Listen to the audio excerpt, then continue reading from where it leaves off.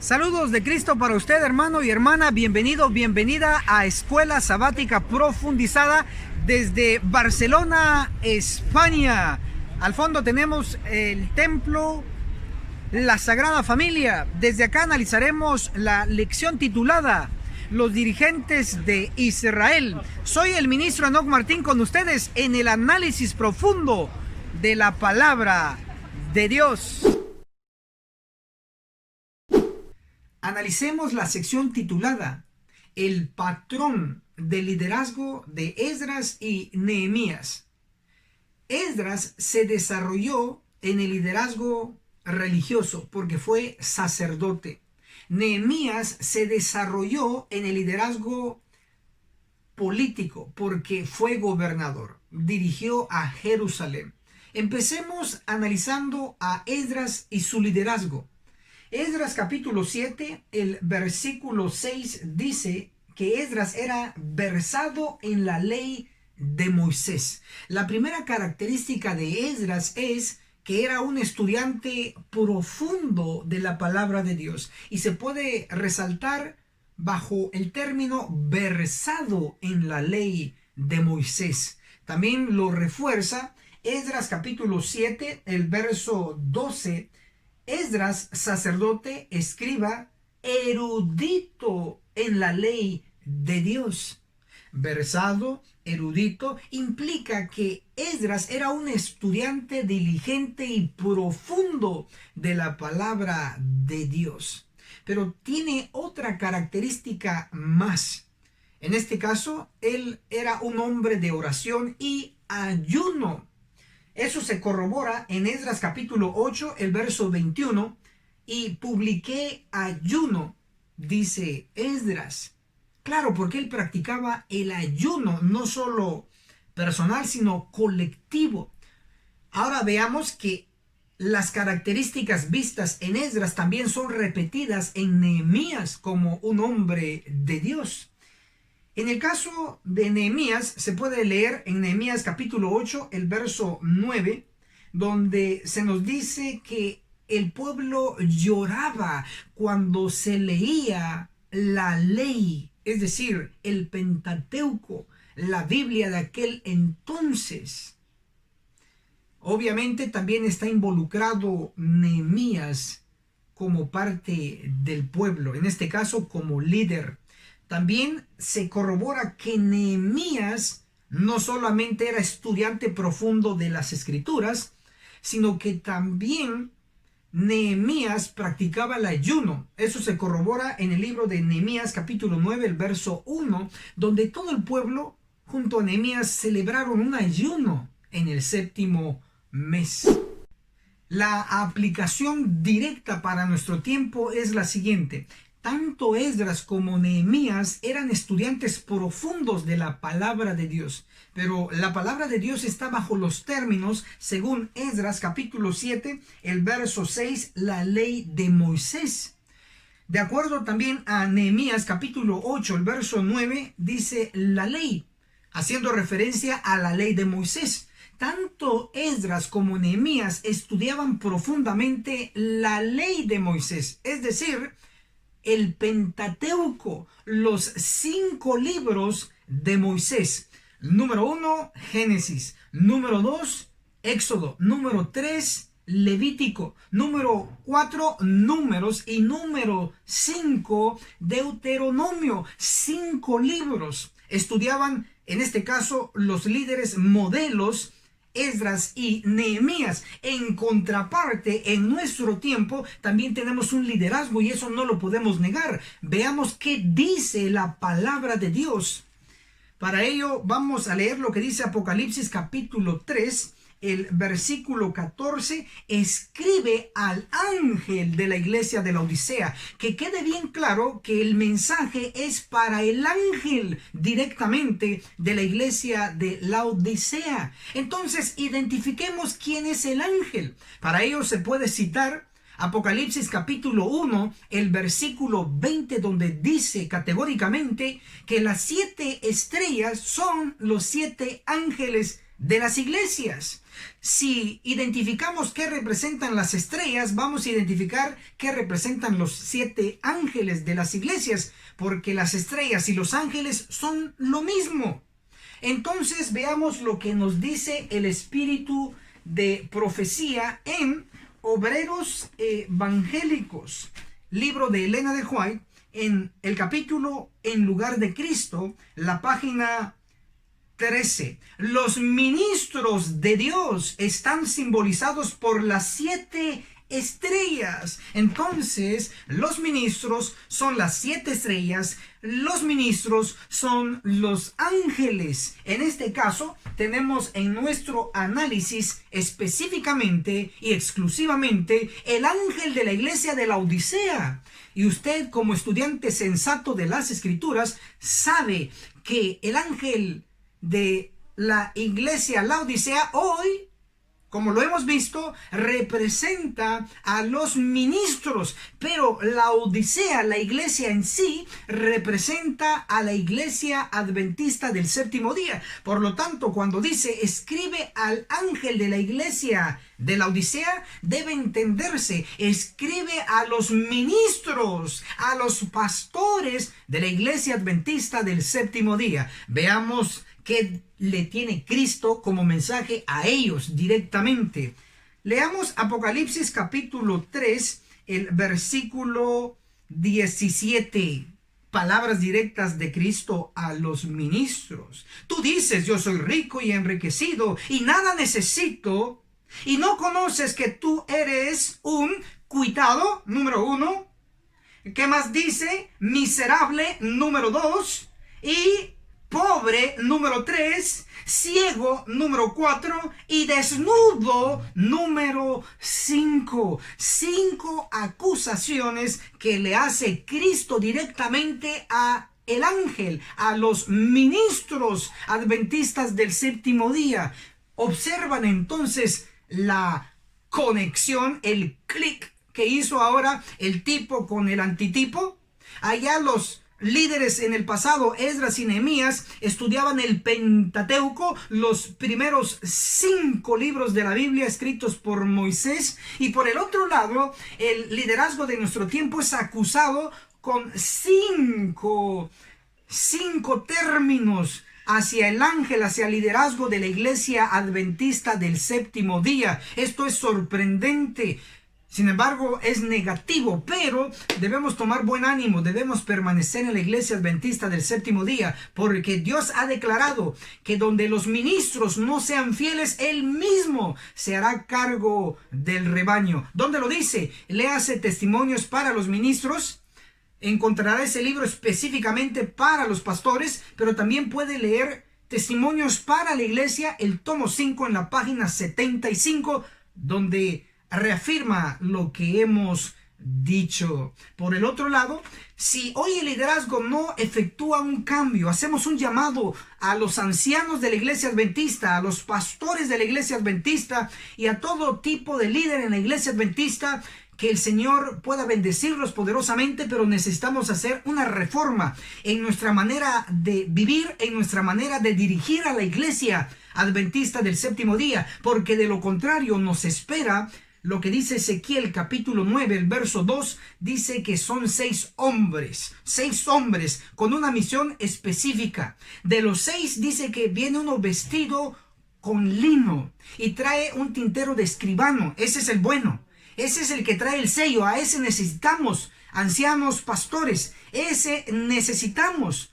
Pero, ¿qué va a ocurrir con aquellos que no realizan ningún cambio, ninguna reforma en la dieta, en la vestimenta, en el carácter, en la manera de gobernar, de dirigir la iglesia? Bueno, entonces dice Ezequiel capítulo 9, el versículo 3 y 4, que el Señor llama a uno, al ángel que tiene el sello, y le da la tarea de pasar a colocar el sello en medio de Jerusalén, es decir, en medio de la iglesia adventista del séptimo día. Pero Ezequiel 9, el verso 5 y el verso 6 son versos que debemos evitar a cumplirlos nosotros mismos, porque dice: y a los otros oí que les dijo, si eran 6, llamó a uno, ¿cuántos quedaron? Quedaron 5.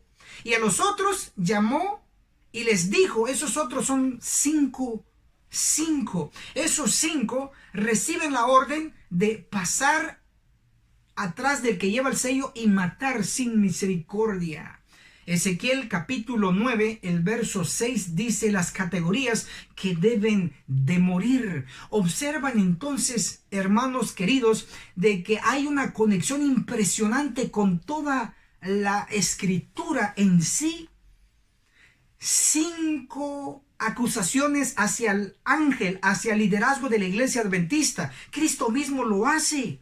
Y por el otro lado, la solución para aquellos que no van a querer reformarse es 5 hombres. Pero debe entenderse que esos hombres de Ezequiel capítulo 9 representan ángeles. Así como en Lucas capítulo 1, el verso 26, al ángel Gabriel se le da ese título, a Gabriel, de ángel. Y por el otro lado, el profeta Daniel en el capítulo 9, el verso 21, a Gabriel se le llama varón, se le llama hombre, que llegó volando con presteza. Observan entonces que el término hombre significa ángel en profecía. En este caso, Ezequiel 9, son 6 ángeles, 1 sellando y 5 destruyendo. Aquellos líderes que están al frente de la iglesia hoy, que no se reforman de las 5 acusaciones que el Señor les da en Apocalipsis capítulo 3, entonces les tocará los 5 ángeles con armas destructoras, llamado hoy el juicio de los vivos. Reaccionemos, que el Señor los bendiga. Amén. Analicemos la sección titulada El cumplimiento literal de la obra de Josías. Para ello estarán involucrados varios personajes que tuvieron liderazgo, en este caso reyes, Jeroboam y Roboam. En el caso de Jeroboam, él fue rey apoyado por 2 tribus, Judá y Benjamín, y fundaron el reino de Judá en el sur de la Tierra Santa. Eso se puede leer en Primera de Reyes, el capítulo 12, el versículo 21. En el caso de Jeroboam, él fue rey apoyado por 10 tribus, y en la parte norte de la Tierra Santa fundaron el reino de Israel. Entonces, de un único reino se obtuvieron 2 reinos, uno al norte y uno al sur.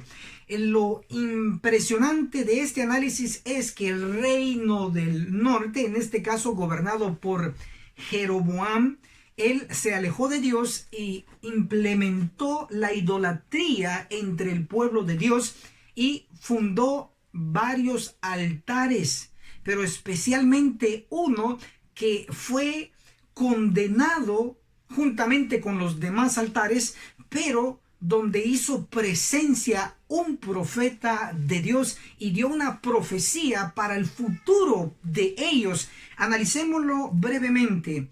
En el caso de Jeroboam, de acuerdo a Primera de Reyes, el capítulo 13, el verso 2, Dios a través de su profeta pronosticó el nacimiento de otro rey, y en este caso Josías, que él tendría una labor de reforma, de restauración, donde eliminaría toda la idolatría, especialmente eliminaría ese altar que Jeroboam había levantado para los dioses paganos.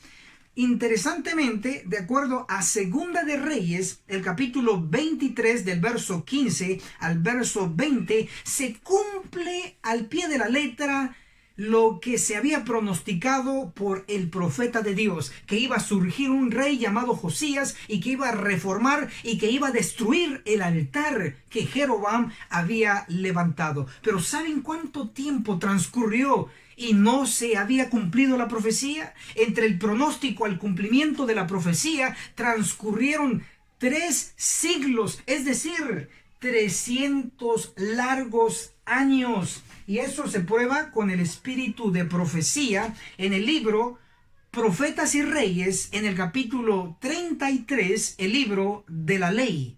En la página 296 dice: habían transcurrido 3 siglos Entonces se iba a cumplir literalmente la profecía hecha tantos años antes en presencia de Jeroboam. Impresionante. Lo que aprendemos aquí es que Dios ha dejado varias profecías que quizá han tardado en cumplirse, pero se cumplirán tarde o temprano. En este caso se cumplió tarde, pero se cumplió. Hoy tenemos muchas profecías en la palabra de Dios que están a punto de cumplirse. Y la más grande, la más cercana a nosotros, que debe sonar en todo oído adventista del séptimo día, es que el juicio de los vivos está muy cerca a nosotros y tenemos que alertar al pueblo.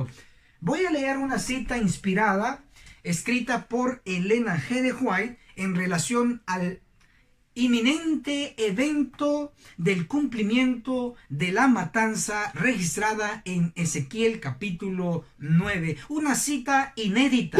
Materiales de 1888, en la página 1303 en inglés, dice: pronto vendrá el tiempo cuando la profecía será cuidadosamente estudiada, porque será cumplida al pie de la letra. Haciendo referencia al cumplimiento de Ezequiel 9, dice que llegará el tiempo de que se va a estudiar cuidadosamente. Y ha llegado el tiempo, por eso insistimos que esto está a punto de cumplirse. Ya se ha estudiado, ya se ha traído los estudios a usted, y en este caso se nos resalta nuevamente que se cumplirá al pie de la letra. Todo estudiante de la Biblia sabe que allí en Ezequiel 9 se pronostica una destrucción en el pueblo de Dios, especialmente una destrucción a los pecadores en nuestro medio. Es impresionante, así como se cumplió literalmente el pronóstico del nacimiento y la obra de Josías, así se cumplirá lo que está escrito en el libro del profeta Ezequiel. El libro Manuscritos Inéditos, el tomo 1, en la página 241, nos dice: estudien el capítulo 9 de Ezequiel. Esas palabras se cumplirán literalmente. No obstante, el tiempo pasa y la gente sigue dormida. Hermano y hermana, está a punto de cumplirse. Pregonemos, expandamos esta verdad. Quizá alguno de nuestros hermanos entre en sí y reciba el sello del Dios vivo y sobreviva y obtenga vida eterna. Analicemos la sección titulada Los errores de liderazgo en tipo y antitipo. Empecemos a analizar el liderazgo de los judíos, en este caso el Sanedrín, que fue apoyado por los escribas, por los saduceos, por los fariseos. Cristo fue levantado para reprender a ese liderazgo incorrecto que no se debe de imitar, aunque hoy se imita. Jesús en Mateo, el capítulo 23, el verso 33, le llamó a ellos generación de víboras, es decir, serpientes venenosas. Cristo mismo lo hizo y lo dijo. Ahora, el espíritu de profecía nos señala algo muy grave que ocurrió, que a veces se nos olvida.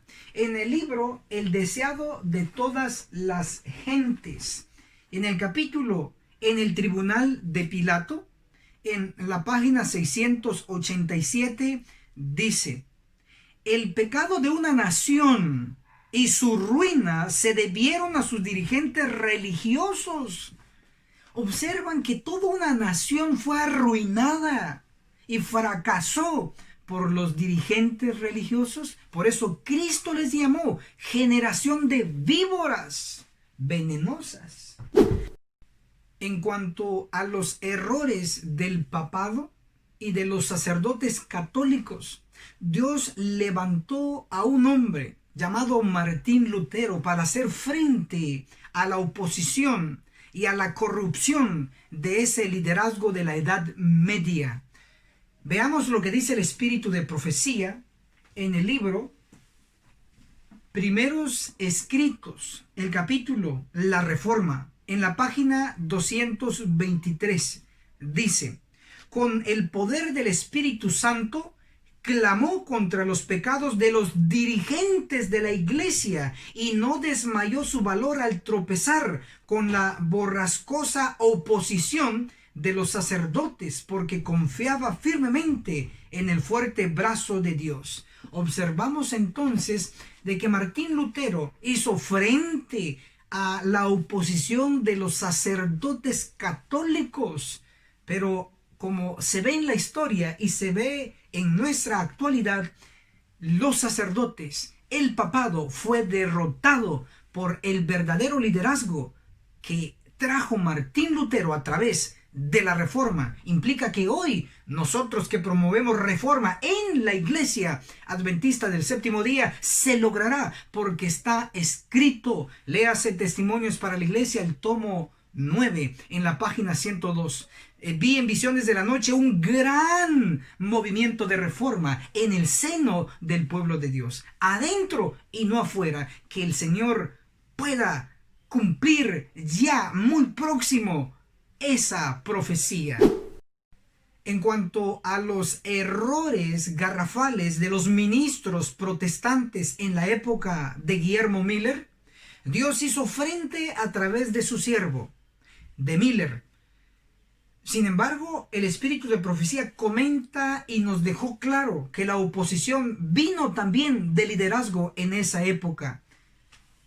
En el libro Conflicto de los Siglos, en el capítulo 22, una amonestación rechazada, en la página 425, Miller aseveró: pensé en ser útil a todas las iglesias. También dice en la página 425 y 426, pero cuando los ministros y los directores de aquellas se declararon contra la doctrina del advenimiento y quisieron sofocar el nuevo movimiento, no solo se opusieron a ella desde el púlpito, sino que además negaron a sus miembros el derecho de asistir a predicaciones sobre ella y hasta hablar de sus esperanzas en las reuniones de edificación mutua en la iglesia. Observamos ministros, directores de iglesia, no solo se opusieron diciendo eso es malo, no escuchen a Guillermo Miller, sino que también prohibieron a sus miembros asistir a las reuniones de estudio. ¿No le parece algo similar en nuestra época? Por supuesto, lo que ocurrió con los judíos, lo que hizo el Sanedrín impedir que la luz llegara al pueblo, lo que ocurrió con el papado y sus secuaces sacerdotes católicos de impedir que la luz llegara al pueblo, y lo que ocurrió en la época de Guillermo Miller, ocurrió en la época de Elena de White y está ocurriendo en la época de Enoch Martín, en su época, nuestra época. El liderazgo prohíbe a que el pueblo investigue las escrituras, tomando una posición peligrosa, porque esa posición solo le compete a Dios, y aunque lo puede hacer, no lo hace. Respeta la libertad. Analicemos la sección titulada La Conferencia General en el territorio de la bestia de dos cuernos. Para ello vamos a iniciar nuestro análisis en Isaías capítulo 2. Obsérvese qué perfección. Para ello vamos a Isaías capítulo 2, el versículo 5 dice: venid, casa de Jacob, y andaremos a la luz del Eterno. Isaías 2, el verso 6, tú has dejado a tu pueblo, la casa de Jacob. Observan que se repite la frase casa de Jacob, a diferencia que en la segunda mención se relaciona con el pueblo de Dios. Entonces la casa de Jacob debe representar la iglesia de Dios. Ahora definamos si se está refiriendo a la iglesia del Antiguo Testamento o a la iglesia de los últimos días, la iglesia adventista del séptimo día. Para resolver el dilema tenemos que ver el tiempo del capítulo 2 de Isaías. Leamos Isaías 2, el versículo 10 dice: entra en la peña, escóndete en el polvo de la temible presencia del Señor y del resplandor de su majestad. Interesantemente, este versículo tiene conexión con el sexto sello, porque de acuerdo a Apocalipsis capítulo 6 del verso 12 al verso 17, son los versículos que contienen los eventos del sexto sello. Interesantemente, en Apocalipsis capítulo 6, el verso 15 al 17, hablan de que grandes, ricos hombres se iban a esconder en las peñas, justo como se menciona en Isaías capítulo 2, el verso 10. Lo que quiere decir es que Isaías capítulo 2 se aplica en el tiempo del sexto sello. Hay conexión. Obsérvese que Apocalipsis 6, el verso 12, inicia, dice, y fue abierto el sexto sello y hubo un terremoto. Y eso hace referencia al terremoto de Lisboa, la capital de Portugal, acá en Europa. Observemos también que ese terremoto ocurrió en la fecha de 1755, el 1 de noviembre. Pero quiero que quede el año en su mente, 1755. Por lo tanto, Isaías capítulo 2, haciendo conexión con el sexto sello, que inició en 1755 en adelante, implica que la casa de Jacob mencionada en Isaías 2 no puede ser la iglesia del Antiguo Testamento, sino debe ser la iglesia de los últimos días, es decir, la iglesia adventista del séptimo día. Dejando bien claro esto, entonces seguimos explicando otros puntos en relación. Isaías capítulo 2, el versículo 6, tú has dejado a tu pueblo, la casa de Jacob. Es impresionante la relación que hay. Casa en profecía representa iglesia. Eso se puede comprobar con Primera de Timoteo, capítulo 3, el versículo 15, donde dice, y si tardo en llegar, para que sepas cómo conducirte en la casa de Dios, que es la iglesia del Dios vivo, columna y baluarte de la verdad. Entonces, cuando dice casa, hace referencia a la iglesia de Jacob. Hay una conexión ahí impresionante. Identifiquemos el lugar de habitación de la iglesia, en este caso, la casa de Jacob. Isaías capítulo 2, el versículo 7. Su tierra está llena de plata y oro, sus tesoros no tienen fin. La tierra donde está ubicada la casa, la iglesia de Dios, dice, hay mucho tesoro, hay plata, hay oro. Esa tierra no le llama la atención a usted. Usted sabe que la potencia mundial hoy es Estados Unidos de Norteamérica. Tiene tanta plata, tanto oro, en este caso dinero llamado dólar, que todo mundo quiere correr, quiere dirigirse a su territorio, a Estados Unidos de Norteamérica. Entonces la profecía, cuando dice Isaías 2, el verso 7, su tierra está llena de plata y oro, sus tesoros no tienen fin, está refiriéndose a la tierra de Estados Unidos de Norteamérica. Justo ahí está la casa de Jacob, es decir, justo ahí están las oficinas mundiales de la iglesia adventista del séptimo día. Impresionante. Pero hay algo más que estaba reservándolo. Dice casa de Jacob. Jacob, ¿por qué no dice casa de Israel? Por lo siguiente, Jacob tiene variantes. Jacob es un nombre hebreo, pero este nombre tiene varias variantes. Por mencionar algunas, tenemos a Santiago, que es una variante de Jacob. También tenemos a Tiago, que es otra variante del nombre de Jacob. Tenemos también Diego, que es otra variante de Jacob. Y tenemos Jacobo. Y finalmente tenemos otra variante de Jacob, Jaime. Los pioneros fundadores de la iglesia adventista del séptimo día fue Elena de White y Jaime White. Interesante. Jaime es una variante de Jacob. El fundador de la iglesia junto con Elena de White fue Jaime White. Cuando uno analiza la vida de este siervo de Dios, uno se queda totalmente impactado porque Dios tiene el control de todo. La Iglesia Adventista del Séptimo Día surgió el 22 de octubre de 1844 acá en la tierra. Y ahí estaba Jaime, la variante de Jacob, Jaime White. Ustedes saben que Jaime White fue elegido y fue apoyado para que fuera el primer presidente de la Conferencia General. Pero él lo rechazó, él no quiso, lo rechazó. Pero fue elegido para ser el primer presidente de la Conferencia General a nivel mundial. Pero lo rechazó. Sin embargo, tiempo después, Jaime White es elegido como presidente de la Conferencia General y en esta ocasión lo aceptó, convirtiéndose en el segundo presidente de los adventistas del séptimo día a nivel mundial. Y abarcó el período desde 1865 a 1867.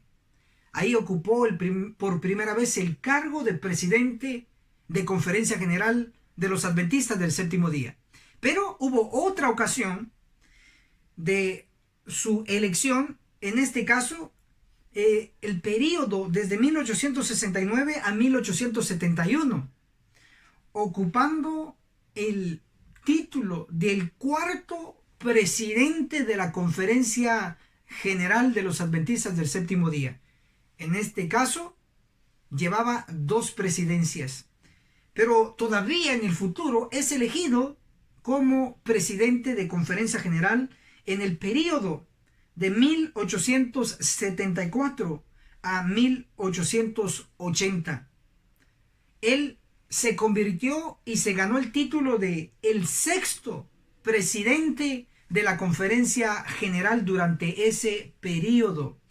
En resumen, Jaime White, como fundador pionero de la Iglesia Adventista del Séptimo Día durante su vida, fue en 3 ocasiones presidente de la Conferencia General. Pero es impresionante que su último periodo de presidente de Conferencia General, él obtuvo el título, por decirlo así, de el sexto presidente de la Conferencia General de los Adventistas del Séptimo Día. Y fue durante el periodo de 1874 hasta 1880. Si usted hace el cómputo de cuántos años estuvo como presidente, sabrá que fue 6 años. Es decir, de 1874 a 1880 transcurrieron 6 años. 6 años. Jaime White como presidente de la Conferencia General, sí. Sumando que él fue el sexto presidente de la Conferencia General.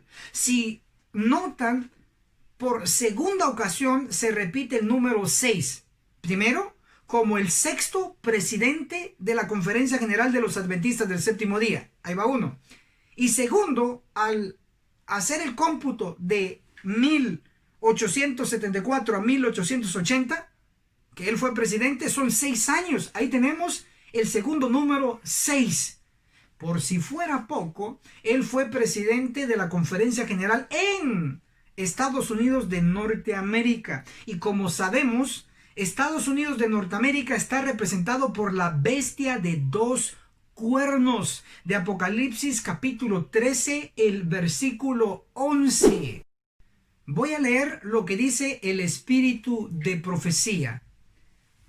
En el libro Conflicto de los Siglos, el capítulo Los Estados Unidos en la Profecía, en la página 493 dice: pero la bestia con cuernos semejantes a los de un cordero subía de la tierra. No podía pues subir entre las naciones populosas y belicosas del viejo mundo, ese mar turbulento de pueblos y muchedumbres y naciones y lenguas. Hay que buscarla en el continente occidental. ¿Cuál era en 1798 la nación del Nuevo Mundo, cuyo poder estuviera entonces desarrollándose, de modo que se anunciara como nación fuerte y grande? La aplicación del símbolo no admite duda alguna. Una nación, y solo una, responde a los datos y rasgos característicos de esta profecía. No hay duda de que se trata aquí de los Estados Unidos de Norteamérica. Impresionante.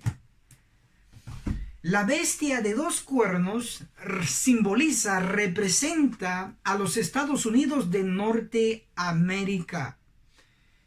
Cuando hacemos una suma de las cuatro bestias de Daniel 7, mencionémoslo, Daniel 7 contiene cuatro bestias. La primera es un león, la segunda es un oso, la tercera es un leopardo y la cuarta es una bestia indescriptible.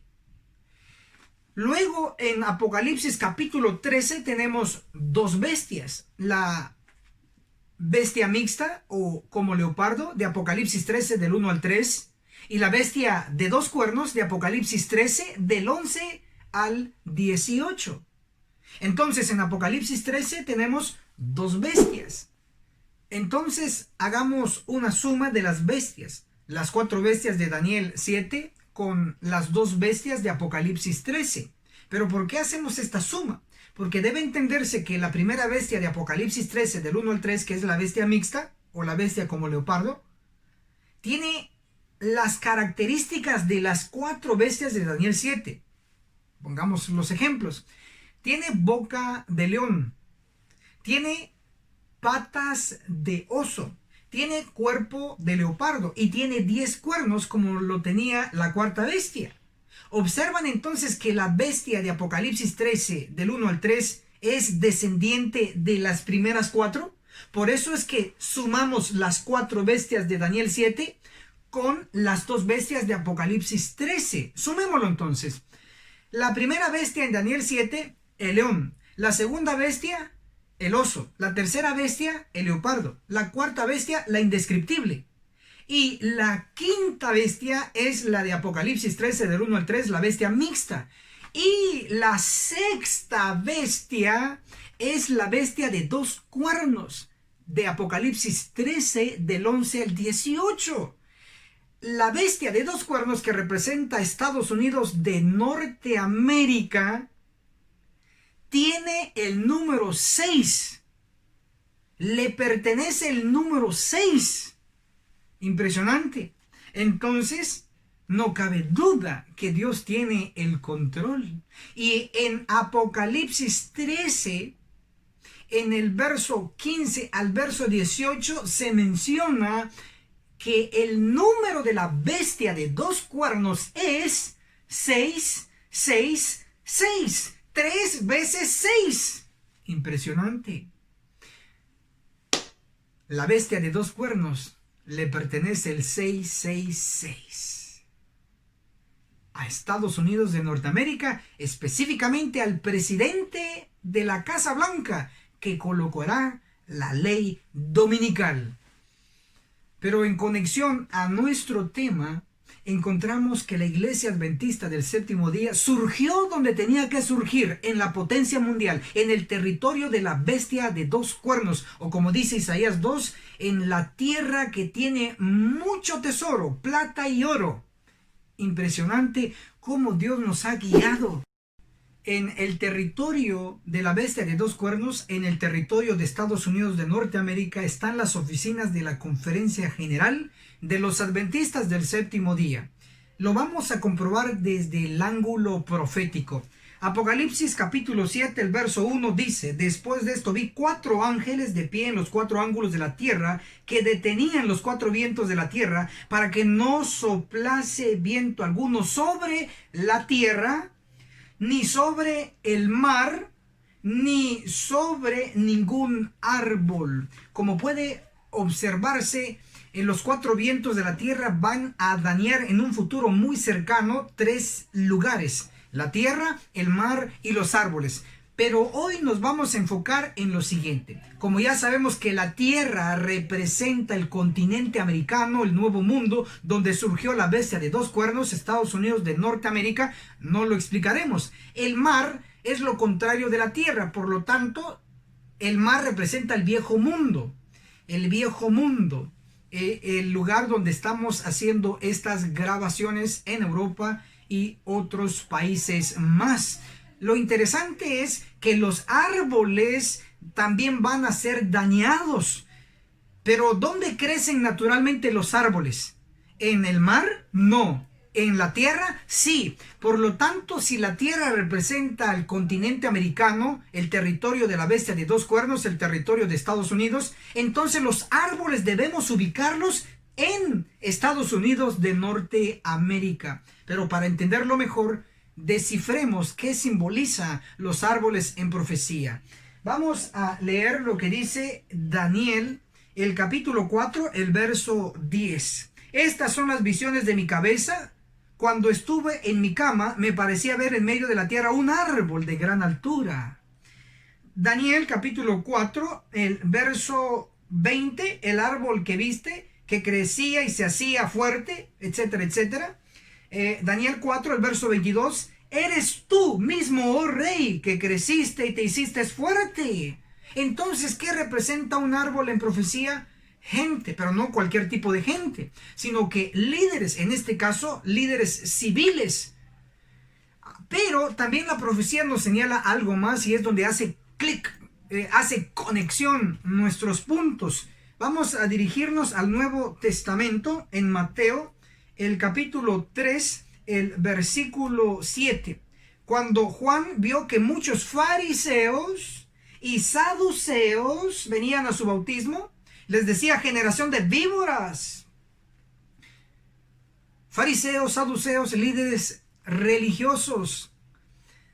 Vean a qué se compara a estos líderes religiosos. Mateo capítulo 3, el versículo 9. Y no penséis que en vuestro interior tenemos a Abraham por padre, porque os digo que aunque estas piedras, que aún de estas piedras Dios puede levantar hijos de Abraham. Verso 10. El hacha ya está puesta a la raíz de los árboles. Todo árbol que no da buen fruto será cortado y echado en el fuego. ¿A qué se compara a los escribas y a los fariseos? A árboles que estaban a punto de ser talados, de ser cortados. Entonces, los árboles representan líderes, personas, en este caso, líderes religiosos. Hagamos este enlace impresionante. Ezequiel capítulo 9, ¿dónde están ahí los líderes religiosos? Ezequiel 9, el versículo 5 y el versículo 6 nos da más información, especialmente el verso 6. En el 5 dice: y a los otros oí que les dijo: pasad en pos de él y matad sin lástima ni compasión. Ezequiel 9, ahora el verso 6. Matad viejos, jóvenes, doncellas, niños y mujeres hasta que no quede ninguno, pero no toquéis a ninguno que tenga la señal. Eso queremos, el sello, la protección, tanto de los 5 ángeles que van a pasar con espadas, y también va a ser protección de la ley dominical. Sigo leyendo Ezequiel 9, verso 6. Pero no toquéis a ninguno que tenga la señal, y empezad desde mi santuario. Y empezaron pues desde los ancianos que estaban ante o enfrente del templo.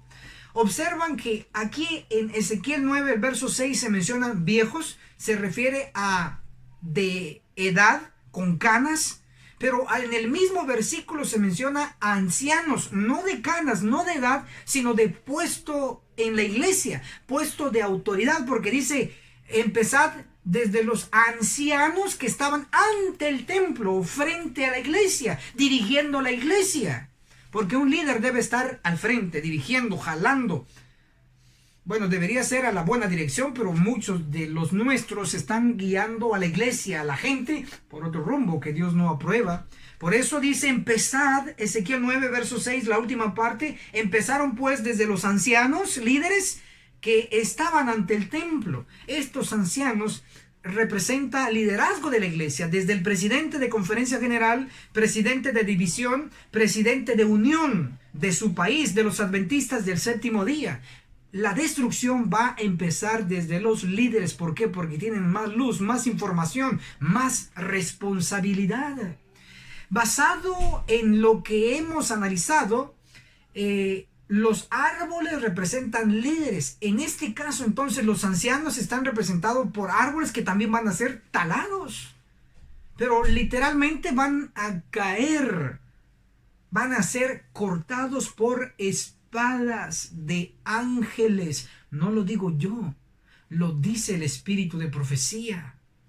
Y obsérvese que el liderazgo máximo humano de la iglesia está en el territorio de la bestia de dos cuernos. Está en el territorio de Estados Unidos. Ahí están las oficinas de la conferencia general. Desde ahí empieza la purificación de la iglesia. Empieza desde el presidente de conferencia general. Ruego al Señor para que él pueda recibir el sello de inmortalidad. Pero el presidente de conferencia general de los adventistas del séptimo día, si quiere el sello, debe de gemir y clamar contra las abominaciones que hoy se están haciendo en nuestro medio. De lo contrario, no va a obtener el sello. Solo le puede esperar lo que está pronosticado en Ezequiel 9:6. Pero oremos por el presidente actual de la conferencia general, porque tiene mucha responsabilidad.